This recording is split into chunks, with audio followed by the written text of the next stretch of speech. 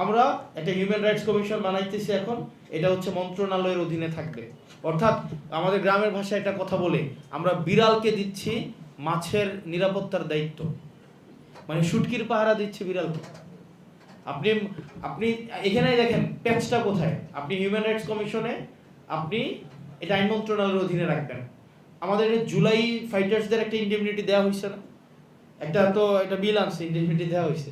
মানে দেখেন বলা হইতেছে তাদেরকে ইন্ডেমনিটি দেওয়া হবে, কিন্তু এখানে যদি এই হিউম্যান রাইটস কমিশনের এই অধ্যাদেশটা যদি ল্যাপস করে, প্রবলেমটা কোথায় হবে?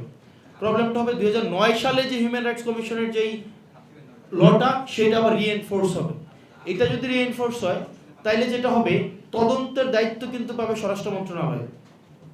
তাইলে পুলিশ হত্যার যে বয়ানটা কিছুদিন পর পর মাঠে নিয়ে আসে, তখন দেখা যাবে কি এটার দায়িত্ব কে পাবে? পুলিশ পাবে।